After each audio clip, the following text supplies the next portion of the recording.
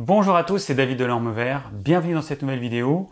Aujourd'hui, je vais vous parler de la bouillotte. Eh oui, la bouillotte, c'est de saison, hein, on est en plein hiver et c'est quelque chose qui est hyper utile dans différentes situations. On va voir tout ça ensemble dès maintenant.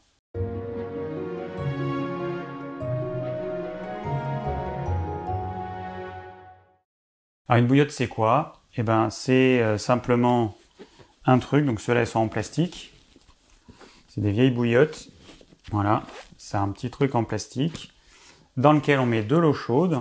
Ensuite, on le met dans un tissu un petit peu épais pour que ça ne brûle pas la peau. Et on va appliquer cette bouillotte sur différentes parties du corps. Donc la chaleur va avoir des effets, alors soit des effets de type antidouleur, soit décontractant, soit ça va favoriser notamment la digestion. Alors la bouillotte, c'est quelque chose que j'aime beaucoup parce que ça coûte pas cher, tout le monde en a ou tout le monde peut en avoir une, et surtout ça peut être extrêmement bénéfique dans certains cas et pour certaines personnes. Et donc on va voir ensemble dans quel cas on peut utiliser une bouillotte. Alors pour commencer, on va voir ensemble comment fonctionne une bouillotte. Donc on va appliquer la bouillotte sur une zone et qu'est-ce qui se passe? Eh bien le chaud va entraîner une dilatation des vaisseaux. Il va y avoir un afflux de sang. Le but, c'est en fait de disperser cette chaleur. Cet afflux de sang va amener plus de nutriments, plus d'oxygène et va permettre d'évacuer les déchets plus vite. Donc, quel que soit l'endroit de votre corps où vous allez placer cette bouillotte, vous allez avoir cet effet-là, une dilatation des vaisseaux et avec une circulation sanguine qui sera beaucoup plus rapide et donc qui va avoir des effets bénéfiques. Alors, deuxième action de la chaleur, eh bien, quand on atteint les 40 degrés au niveau du corps en plaçant une bouillotte, les récepteurs de la température vont concurrencer les récepteurs de la douleur. Et du coup, la douleur va diminuer grâce à cette élévation de température. Donc ça, c'est quand même assez sympa d'avoir cet effet antidouleur. Je pense qu'il y en a pas mal d'entre vous qui ont dû tester ça. Quand vous mettez par exemple votre bouillotte sur le ventre, et si vous avez mal au ventre, vous allez voir que les douleurs vont s'atténuer, voire disparaître complètement. Alors on va voir maintenant toutes les utilisations possibles de la bouillotte. Moi, la première raison pour laquelle j'utilise la bouillotte, c'est pour aider à digérer. La digestion, c'est un processus biochimique qui est optimal autour de 40 degrés. Donc la température au niveau du corps, elle est d'à peu près 37 degrés. Mais si on atteint les 40 degrés, c'est vraiment optimal. Alors le corps, il ne peut pas toujours être 40 degrés parce que augmenter simplement de 1 degré la température du corps, ça augmente une dépense d'énergie beaucoup trop importante.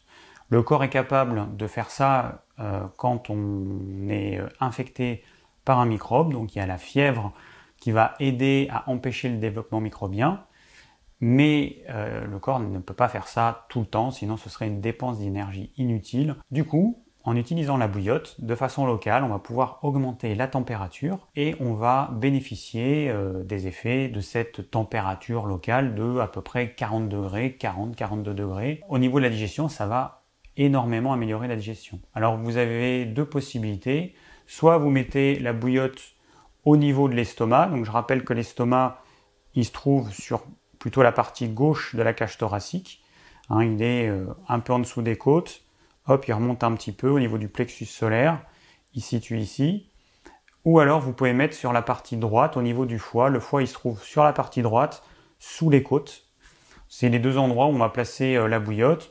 Ou alors si vous avez des maux de ventre, si vous avez un intestin grêle qui a du mal à faire son travail ou un gros intestin qui est un petit peu paresseux, vous allez mettre directement sur le nombril.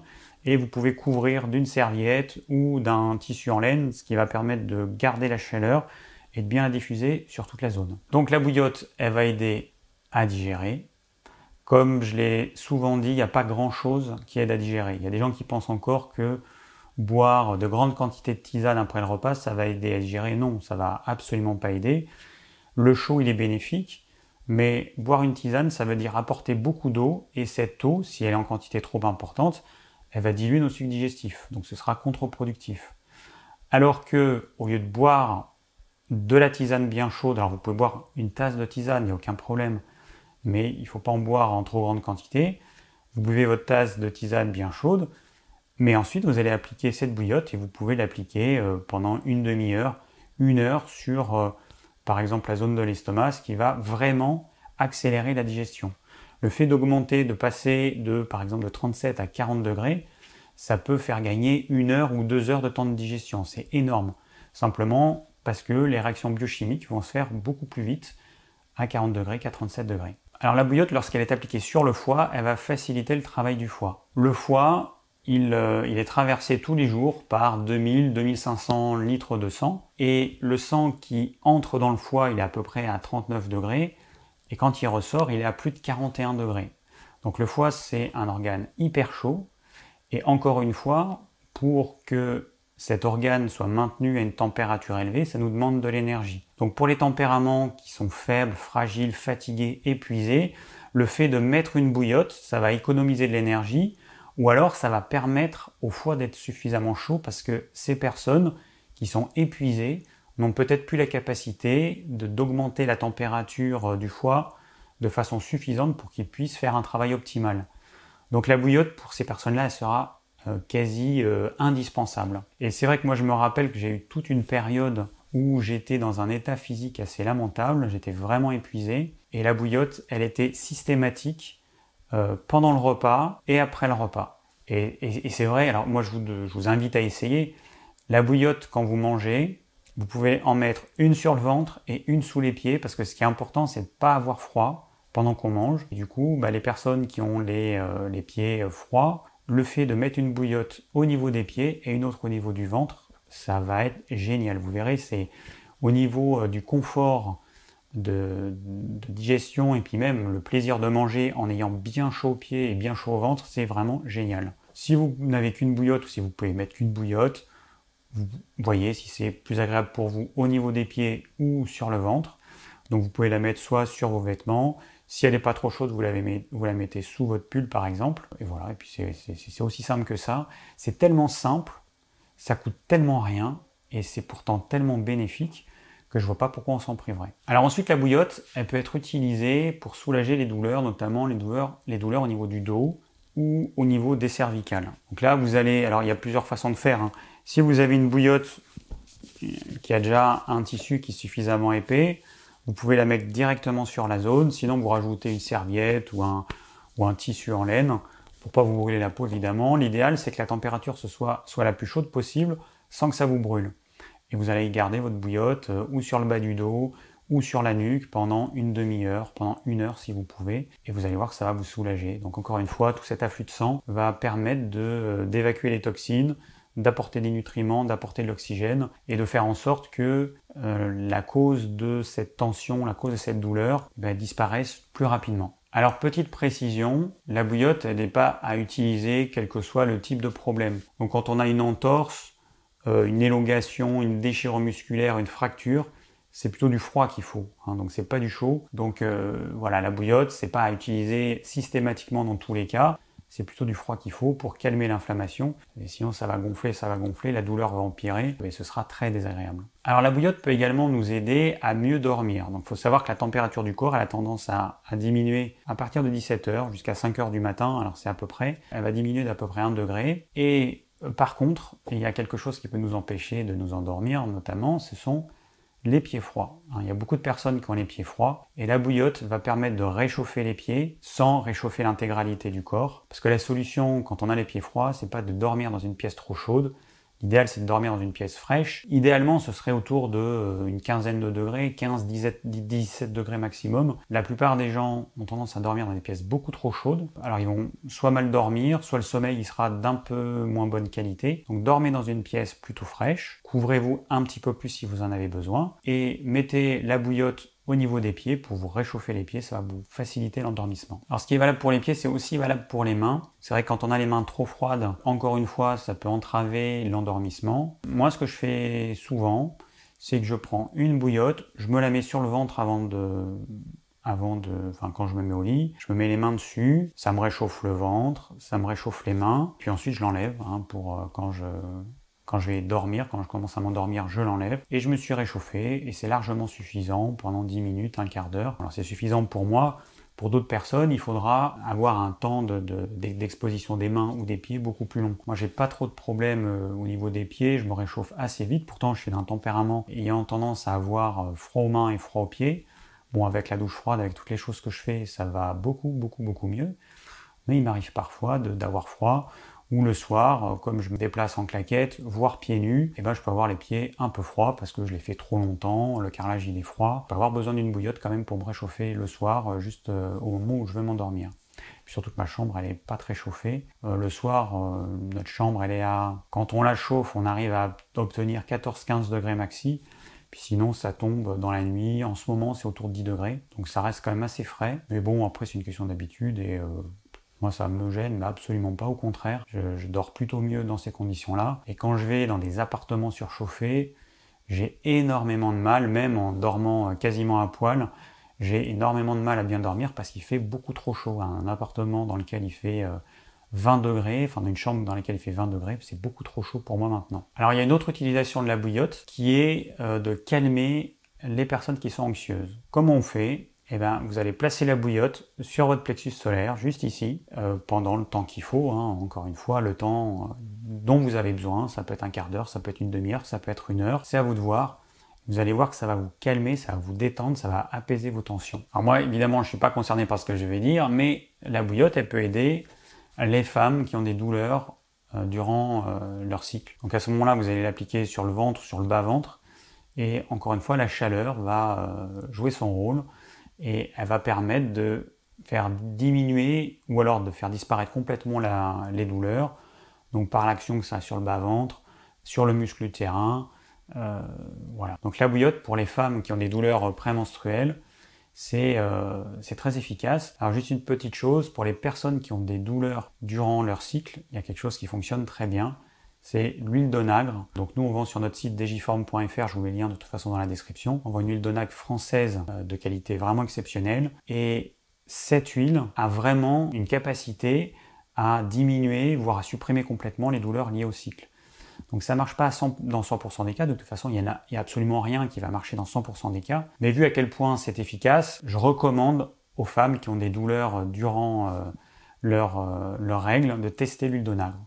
L'utilisation est très simple, vous prenez 6 capsules par jour pendant X mois, donc la cure minimum c'est 3 mois, et vous verrez si ça a un effet sur vous. 9 fois sur 10, c'est un effet bénéfique. Et puis ça agit aussi, cette huile, pour les femmes qui sont ménopausées, donc préménopausées ou ménopausées, même posologie, à ce moment-là, on peut la prendre de façon quasi continue et ça permet de diminuer tous les symptômes liés à la ménopause. Donc cette huile, c'est vraiment l'huile de la femme par excellence. Il n'empêche que les hommes vont en trouver des bénéfices parce que ça agit aussi sur la peau, ça agit à plein de niveaux, l'huile d'onagre. Donc c'est pour ça que c'est une huile que je recommande au moins à toutes les femmes et puis aux hommes qui ont une peau qui peut être sèche, qui peut être irritée, qui peut être ridée prématurément. Voilà, c'est pas une huile qui est réservée qu'à la femme, c'est pas une huile féminisante, c'est pas un produit qui contient des œstrogènes comme on peut l'avoir dans certains compléments alimentaires. Non, cette huile, elle va apporter un acide gras particulier qui s'appelle l'acide gamma-linolénique et qui va agir à différents endroits du corps. Je ne vais pas rentrer dans les détails, mais en tout cas, cet acide gras, il est extrêmement bénéfique aussi bien aux femmes qu'aux hommes. Voilà, donc c'était juste une petite parenthèse, on va revenir à l'utilisation de la bouillotte. Alors pour finir, la bouillotte peut être utilisée pour les bébés, pour calmer les maux de ventre et les colites. Donc à ce moment-là, vous ferez juste attention, évidemment, à pas mettre une bouillotte trop chaude et à pas cramer la peau de votre bébé. Ça me paraît évident, mais je pense qu'il faut quand même le dire. Quand vous mettez de l'eau dans une bouillotte, si vous mettez votre main, vous allez dire la température est bonne, mais il faudrait que vous laissiez votre main pendant 5 minutes pour vous rendre compte de la température réelle, parce que la chaleur va diffuser, et du coup, vous allez voir qu'au bout de 5 minutes, ça va être peut-être beaucoup trop chaud. Donc vous mettez la bouillotte sur votre bébé, ça vous paraît bon, mais si vous faites pas attention, vous allez brûler la peau de votre bébé. Donc faites hyper attention à ça, vérifiez bien, au bout d'une minute, vérifiez la peau du ventre de votre bébé pour voir si c'est pas trop chaud, au bout de 2 minutes, vérifiez encore, au bout de 5 minutes, vérifiez encore. Voilà, ça c'est hyper important. Mettez pas une bouillotte trop chaude sur votre bébé. Voilà, il y a des parents qui font pas attention et qui peuvent brûler leur bébé. Donc voilà, soyez prudents. Il vaut mieux vérifier plusieurs fois que pas assez. Donc une bouillotte pas trop chaude, pas aussi chaude que ce que vous prendriez pour vous, parce que vous pouvez la déplacer facilement si jamais vous trouvez que c'est trop chaud, alors que votre bébé, lui, il ne pourra pas.